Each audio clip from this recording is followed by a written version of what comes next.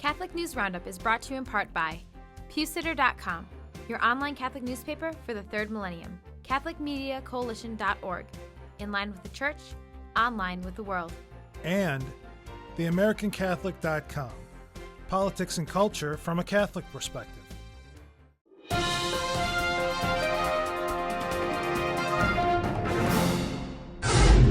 Hello and welcome to today's edition of Catholic News Roundup. I'm Matthew McAuliffe. More on Father Corapi. The Society of Our Lady of the Most Holy Trinity, Father Corapi's order, has released a statement in which they say that he is unfit for ministry. The statement explains exactly what he was accused of and how SALT has utilized a team of 3 well-known specialists, including a priest canonist, a psychiatrist, and a lawyer, to chase down facts using emails, witnesses, and public sources. SALT maintains that Father Corapi did cohabitate with a woman while he was a priest, and that he is in serious violation of his promise of poverty. According to the statement, Corapi has also been ordered to return home to the Society's regional office and to dismiss the lawsuit against his accuser. To read the full press release on our resource page, please click on the link right outside the screen. Christie deflects abortion funding. New Jersey Governor Christie has vetoed the efforts of pro-abortion Democrats to restore funding for Planned Parenthood again. Christie vetoed a total of $1.3 billion in increased spending that was being demanded by the state's Democrats, including $7.5 million for so-called family planning.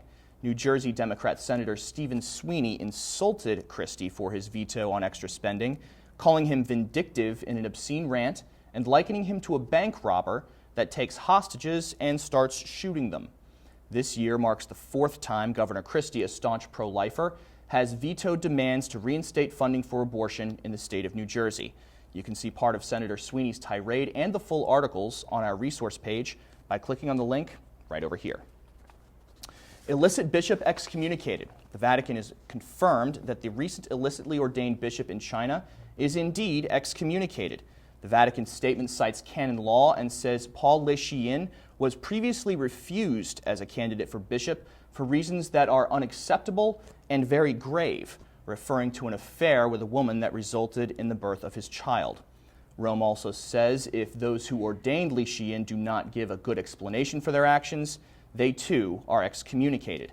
The Chinese Patriotic Catholic Association has been trying to ordain their own bishop without mandate for the Pope for the past 2 months, but have been unsuccessful due to actions of faithful Catholics and priests. Stay with us. We'll be back in just a few seconds. Catholic News Roundup is brought to you in part by NewOxfordReview.org, the voice of Catholic Orthodoxy, in print and on the web, and RenewAmerica.com, expanding the influence of America's grassroots in the cause of freedom. Muslims desecrate the dearly departed. Muslims in Holland are habitually desecrating Christian funeral processions. Witnesses say that a funeral home in Amersfoort is being continuously harassed by Muslim students from a nearby school, interrupting the funeral processions by screaming obscenities and banging on the hearse. In one instance, they gesture obscenely to the mourners, yelling, "One dog less." Broken television network in Holland shows video of the funeral home's owner lamenting that the clear intention of these children is to cause pain to the relatives of the deceased. Please watch the video on our resource page by clicking the link right outside the screen. Muslim mobs run rampant.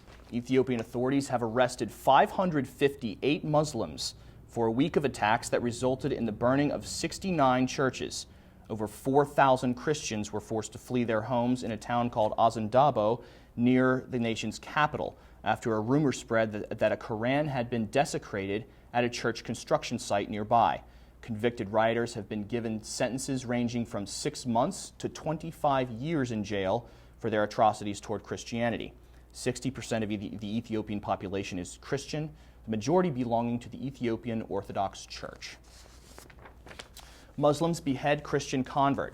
Afghan Taliban members have recently released a video showing the beheading of a Christian convert, sent as a warning against converting from Islam. The video, obtained by World Magazine, shows Christian convert Abdul Latif being held down by 4 men who slowly behead him with a medium-sized blade as they repeatedly shout, "Allahu Akbar." The masked men who kill Latif in the video read sections of the Quran and a decree of death before taking his life, saying, quote, "Whoever changes his religion should be executed." BozNewsLife.com says it is not clear exactly when the execution took place, though facts surrounding the video's release suggest it was made shortly after Reverend Terry Carroll burned the Koran. I'm Matthew McAuliffe. Thanks for tuning in. Be sure and tune in tomorrow for your daily dose of Catholic News Roundup right here on RealCatholicTV.com. And be sure to check out The Vortex today, where Michael talks about the church not being a social organization. Thanks for tuning in. Be sure and tell all your friends about us. And as always, God bless.